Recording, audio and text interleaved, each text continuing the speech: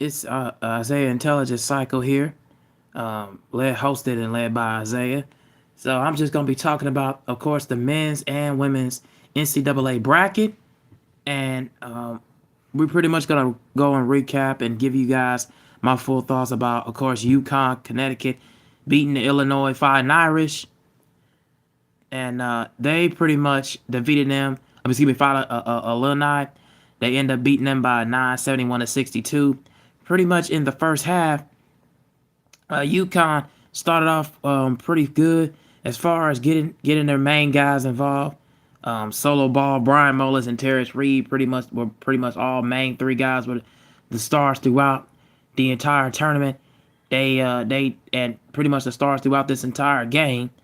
They were cautious at the free throw line as well, but mainly in the first half, Brian Mullins was on fire from the 3-point line. He didn't really hit a second half bucket. I mean, until late in the second half, like around like 6 minutes or so to go. When the game was finna swing into Illinois' favor at one point, and then UConn just came back and started firing and pushing and scoring throughout the entirety of the game. Like I said, Solo Ball and Terrence Reed was keeping them alive. Alex Caravan kind of struggled a little bit. He was only 1 for 8, 1 for 7 from the 3-point line. His points mainly were relied from the free throw line. But again, defensively, Terrence Reed, Solo Ball, and Silas Demary, they was pretty much keeping UConn in it and pretty much getting them over the top.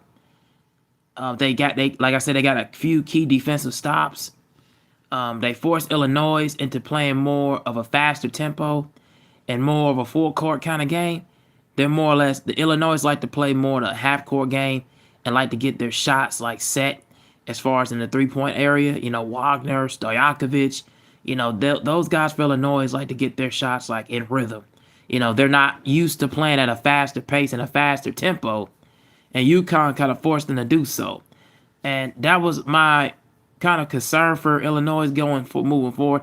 And anybody in the Big Ten that was kind of facing up against was going to face UConn at some point, is they like to play that kind of fast tempo, full court game. They couldn't do that more so against Duke, because I feel like Duke with Cam Boozer and Caleb Foster, they was able to really get their shots off with it whenever they wanted, and so it didn't matter at first. But UConn found a way to come back from a 19-point deficit and pretty much took their ball in the court in the game that really just set it up to make the rest of the other guys come back. Like I said, Caravan had a much better game in that one, and then Brian Moses pretty much came through and came alive in the second half.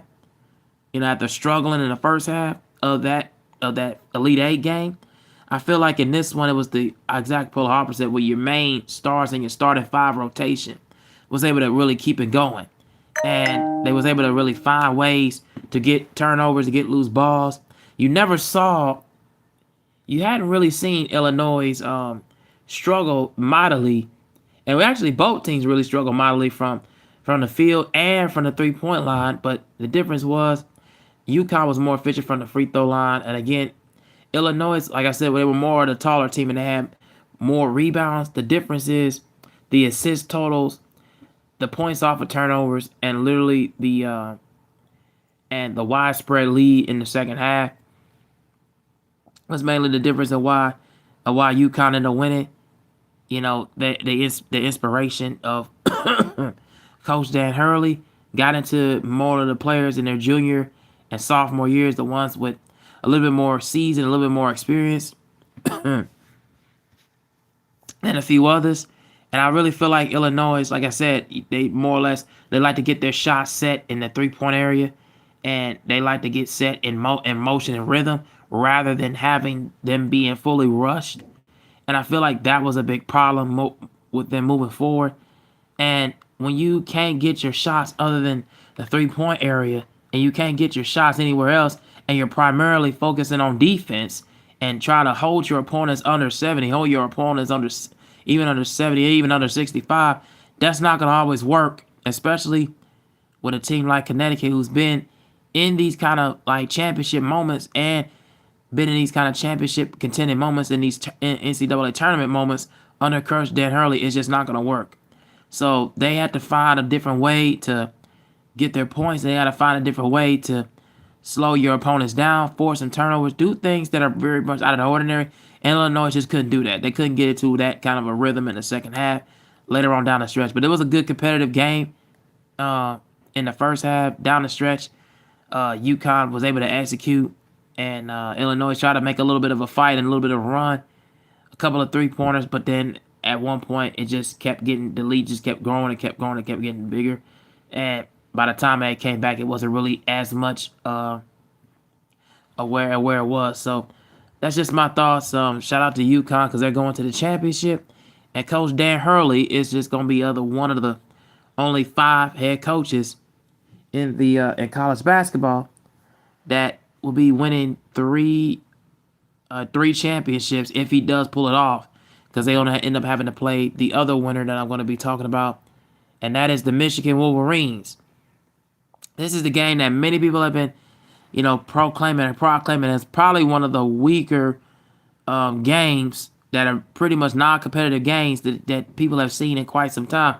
Now, the thing is with Arizona, why they couldn't get going at all was mainly these 2 guys in particular, Burries and Jaden Bradley. Braden Burries and Jaden Bradley. These 2 guys could not get going at all. And although they had 13 points, it took them literally 23 shots combined total together to even get 13 points on both perspectives, both ends. Both guys are very much in foul trouble. Both guys are very much into foul trouble throughout the entirety of the game. And they pretty much struggled trying to get into a rhythm. And it took them mainly in the second half then to be on the court without them both one was in foul trouble and the other one just couldn't get going at all. Like the ball kept moving, the ball kept spreading around, but they just couldn't get going at all. And then Koa Pete really couldn't get going in the second half. Defensively, they couldn't get the kind of stops that they wanted. And even when they did force the action and turnovers, it's still in the physicality. Even when they tried to force the physicality, it still didn't matter because Michigan was able to match the tone and match the energy and match the tone of their physicality like they've done all season and pretty much dominate at any given turn. Like I said, Koa Pete, was one of the only few guys at the 4 was getting going. Because, like I said, Burries and Bradley couldn't do anything. And Karivas, he really was trying to get going, but he couldn't really do much in the second half. So, and then they couldn't get no contribution from the bench at all, from Akawa and Aristo and Del Rosso. None of them could get going. Now, for Michigan, on the winning end, they completely dominated. Yaxel Landenborg went out in the first half. He had rolled up his ankle, so he had an ankle injury. And even when he came back, it still did not matter because Ade Mora, Morris Johnson, Elliot Cadeau, and coming off the bench is Trey McKinney, but his contribution was 16 points, was able to keep the Michigan Wolverines kept going in attack. And that was the thing that really was a cause for concern for Michigan. It's cause of the concern for Arizona is they couldn't slow down Michigan's bench. Their bench was able to just take it to them. And also, they couldn't stop them from the 3-point line at all. They basically shot 44%. Michigan shot 44% from the 3-point line and took at least 10 more shots from the 3-net. They shot well from the free throw line. And although Arizona had more rebounds, more or less, they was down the stretch getting towards the end. They just saw rebounds and just sawed away the game. Michigan had over 22 assists, and they had 26 points off of Arizona's 13 turnovers, which all of them was in transition, leading to dunks, leading to transition threes or transition buckets, which pretty much kept Michigan all the way intact. And they kept the lead, and they was dominating. Also, they was really good in the post as well. Like I said, Ade Morris Johnson, the rest of them was just really good in the post, dominating and bullying their way and boxing their way in. It didn't matter what Arizona came with in the second half. It still wasn't just going. It just still wasn't enough to put the lid on the taper in and taper off as far as getting their rhythm on going and getting their shots going. So that's just my thoughts about what was going on, and I just think that Michigan was just a bit too much, and they've been playing this well like they have been doing all season. So it's just a thing where it's just could Arizona try to find a way to keep up, and yeah, with them being the number one seed, I really don't think that sometimes doesn't all the way matter. And yeah, I don't really think there's gonna be no Cinderella teams anymore. That's gonna really, throw their hat in the ring and really put their hat in the ring and really go for it.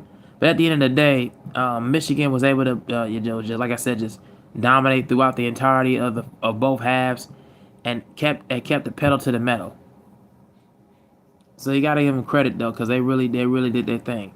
Now let's get to the actual championship game preview between UConn and Michigan. Both in Indianapolis for the championship game, and of course from what they just did in the Final Four.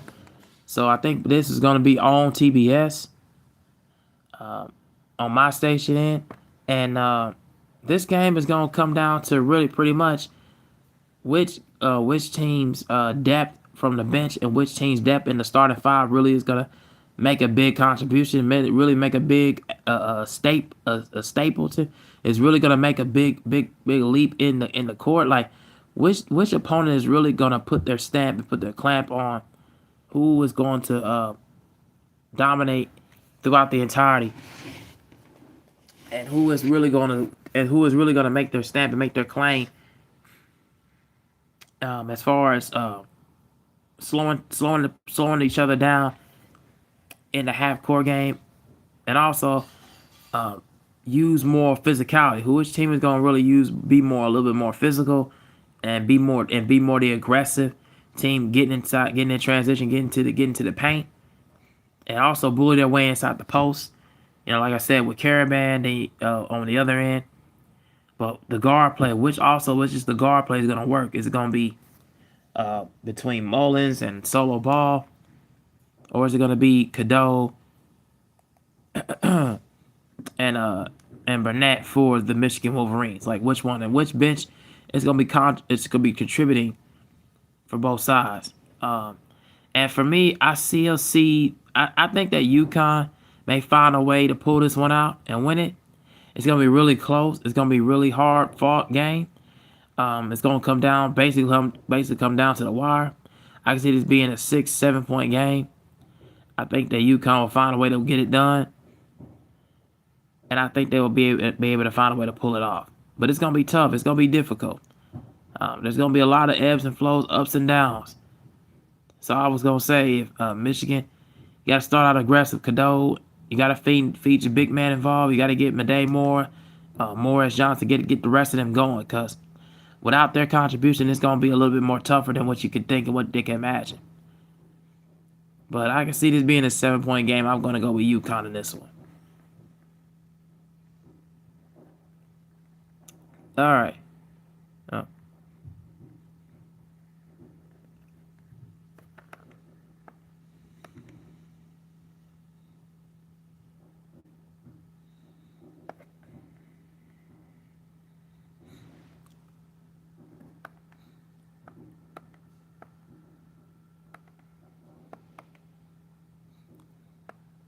And this is where I'm about to go to the Final Four between the women.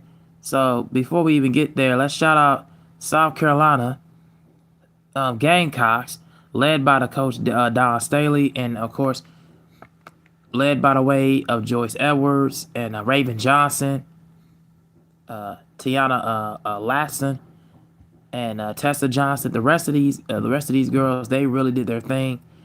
They're really doing their thing. They end up winning over UConn 62-48. They pretty much not only shot the ball well from the field, both teams, shot better than, I wasn't gonna say shot well, but shot better than UConn by like 6%. Both teams kind of was like all over the place from the three. Both teams went to the line, but South Carolina out rebounded UConn. They was pacing them, they was working them, outworking them at any given turn. and they dominated in the post. They had more points in the paint. And again, like I said, Joyce Edwards, Raven Johnson, and Tessa Johnson were the big reason why they did their thing.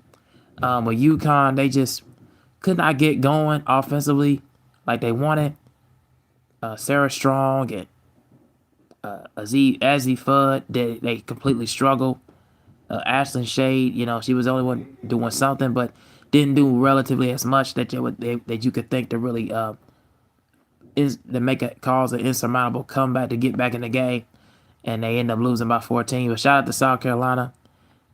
At that time, they end up going to the championship, and then of course UCLA, as dominant as they've been, continue to dominate, winning by 9 over the Texas Longhorns.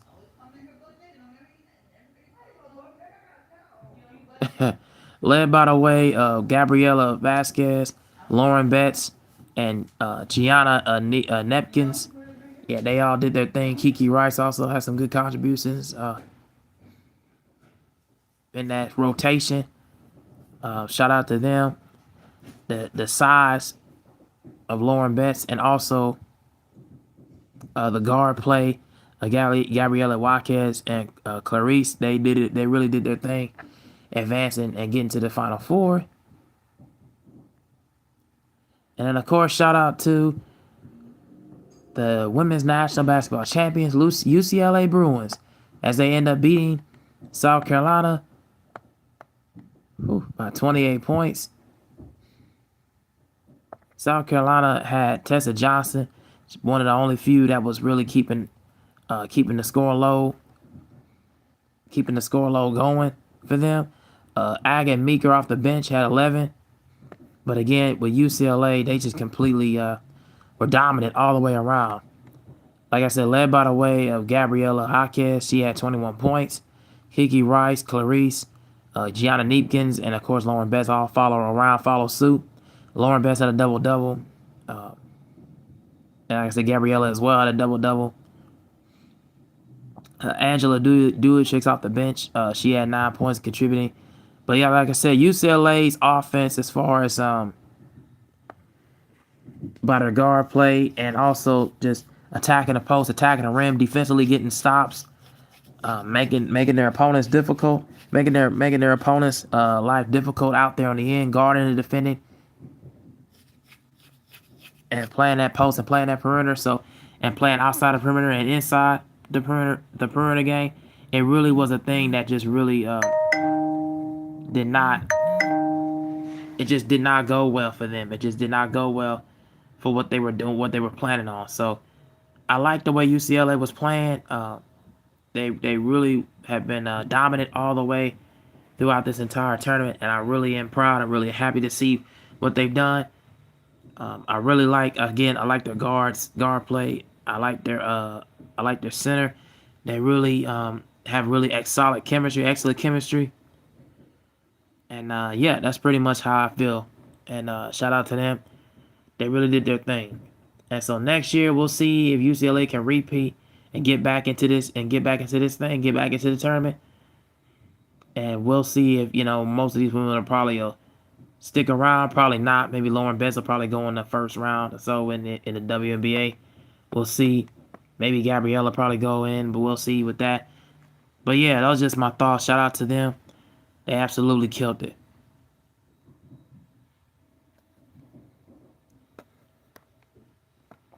All right, the last story I was going to talk about.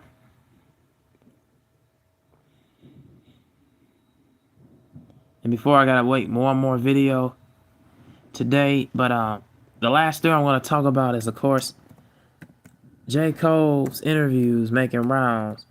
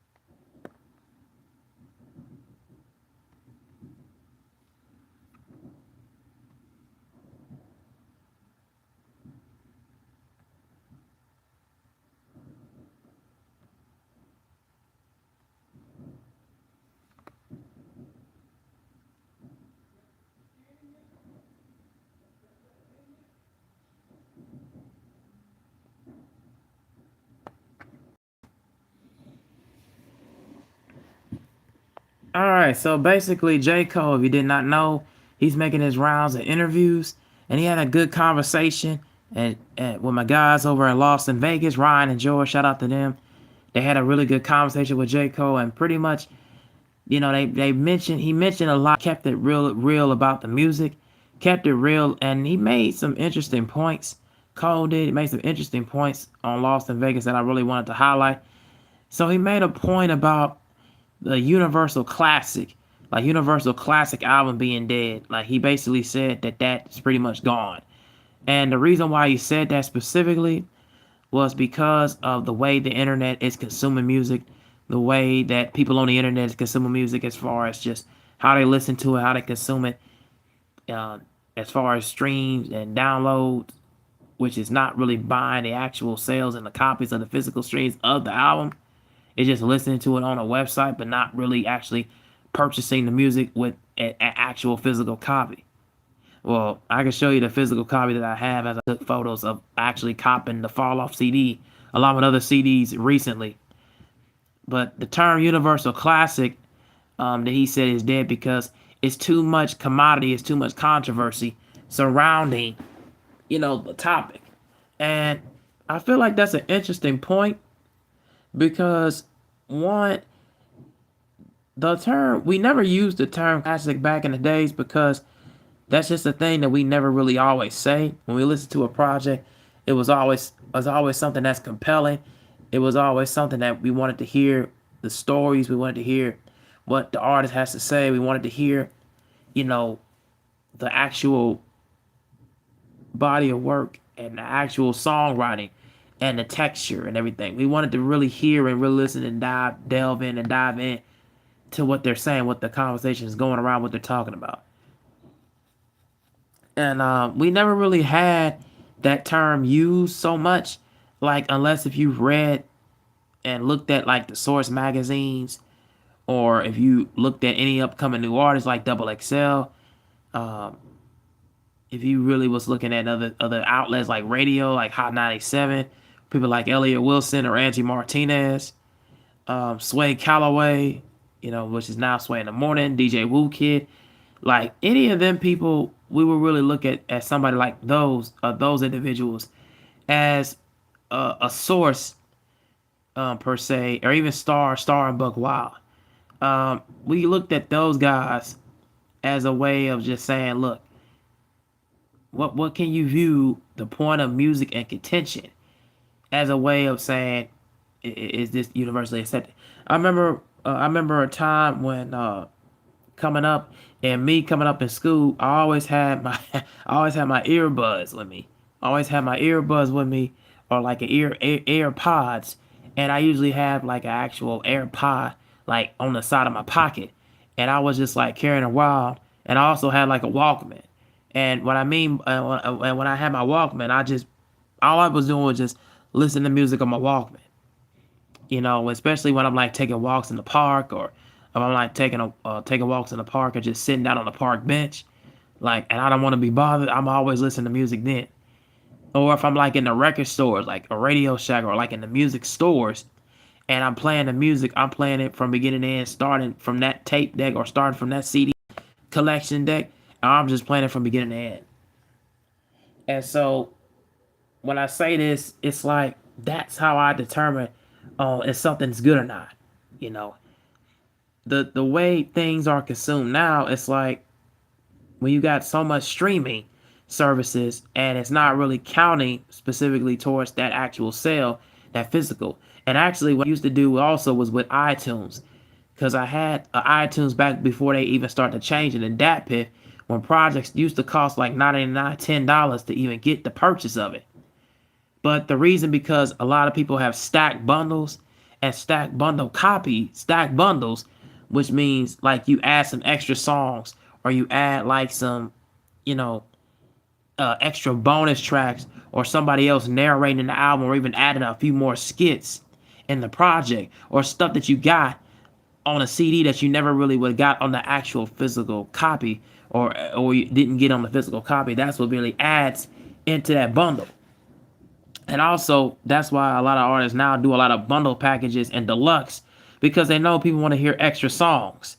You know, they didn't want to just hear just the physical album. They want more music, especially if an artist like Bodie James or like somebody like Griselda is only releasing like a 7-song album or a 7-song project. You know, they didn't really have those kind of though. They wanted to have the fans. They wanted to give them appetizer and tease them. So when they get into that full digestible project, they'll be fully satisfied. And so I think because the way people consume music and the way a lot of artists and the way a lot of musicians release music nowadays, because they want to keep continuing to stay relevant, I think that's why the term universal classic isn't going to be here no more, according to what J. Cole was saying. And because the way that streamers are now and how they consume music, because they don't be knowing nothing. And I'm with them on that because they don't be knowing absolutely nothing. That's just a fact. I can definitely agree with him on that. Uh, and I mean, like, they just don't have the kind of ordeal and the capacity to really take in the music. They want to try to go in and consume something because they don't feel like it's something matching to that to their liking. They want to instantly hate on it because it's not the kind of song making or structure or songwriting or hooks that they want to hear. You know what I'm saying? So that's just the bottom line. He also said in this interview that I thought was interesting was when he was talking about his favorite rappers or lyricists, and he mentioned Killer Priest. I thought that was pretty clever, pretty interesting because I don't hardly ever hear anybody mention him. Like I don't hardly ever hear anybody mention Killer Priest, and I think he's probably one of the more underrated lyricists from the Wu, like other than Inspect the Deck. So that was a great thing for J. Cole to mention him. I thought that was it was something that I always wanted to hear somebody mention him and the reason why. And that was a really good mention. That was a really good shout out to him. And he also and also Killer Priest being one of the guys on in the Wu Tang, and probably one of the first songs I heard was the song that he described was the song Bible, which is in acronym terms Bible in acronym terms with the dot points on there. I thought that was pretty cool that he mentioned that, and then he mentioned that the way that he was rhyming on there really got him to really inspired to really continue to rapping, and I thought that was. And then another thing that I would say that was very cool and very inspirational was how he kind of was debunking a lot of narratives. How he was debunking a lot of narratives when it came to not just on here, but he was on the Carmelo Anthony podcast, I think called 7M something. But anyways, he was debunking a lot of the narratives and points about the whole Drake and Kendrick situation. He was debunking a lot of whole things that both of them was supposed to be. Well, they was supposed to be at Dreamville Fest, but both of them didn't make it, and stuff like that about rumors that all three of them was supposed to be on First Person Shooter and all that. So I like the fact that he kind of debunked the misconceptions and things and all that nature. So but I thought that was pretty cool that he did that.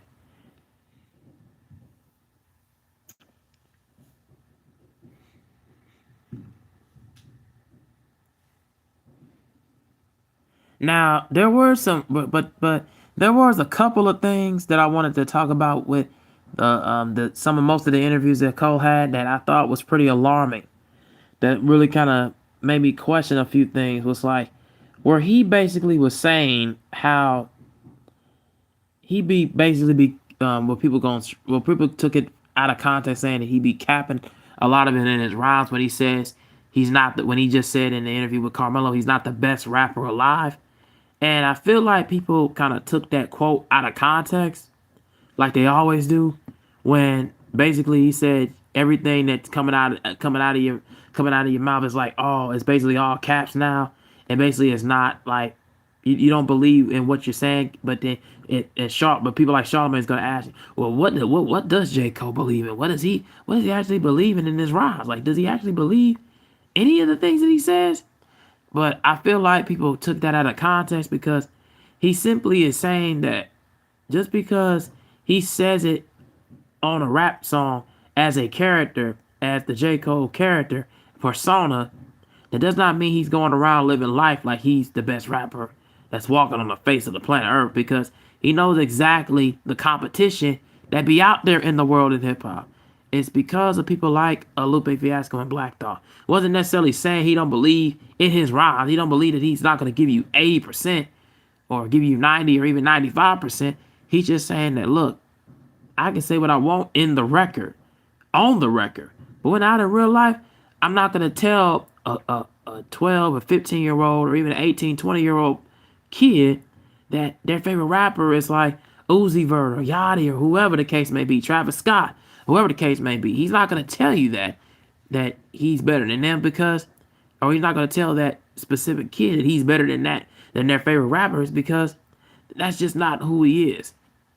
And it's not just about him being humble and having humility. It's mainly about him just being a grown man and admitting where he's, his space and where his mental space is at, right? So I feel like that's very important to really highlight and digest, because I feel like people did not understand or take it into consideration of the competition that he had at one point. And of course he highlighted, of course, Drake and Kendrick as far as the competition, about them giving 80, they giving 80 to 100% as well in their records, and on the song with them, collaborating with them at one point. It's just a thing where he respects the competition. It's healthy, but we gotta really give it in consideration, or take into consideration of his words and his actions within a grain of salt. And then he highlights another point where he talks about Jay-Z opening up the doors for him as far as him growing and dealing with his own music on his own, and then of course going back with getting his publishing and everything right and secured. And then he opens up about like how Jay and the rest of Rock Nation people, they was hoping and championing him, campaigning him, and helping him out, but then he also was one that's willing to say, like, look, there are times where Jay, I was gonna go to Jay and asking for some advice or asking for this or that tutelage, but he wasn't always there 100% of the time, and that's fine, that's cool. Don't have to be, and that's respectable on both ends, because I feel like both guys are really good artists, really good legends in their own right, and they need to be commended at where they are, not hated and disparaged by a lot of the media that's out nowadays. But yeah, those are my thoughts on the J. Cole interviews with everyone from Cameron to Carmelo and the rest of them podcasts, and then of course Las Vegas and the whole March Madness tournament stuff. Tell me what you guys think down in the comment section below. I'm out. Peace.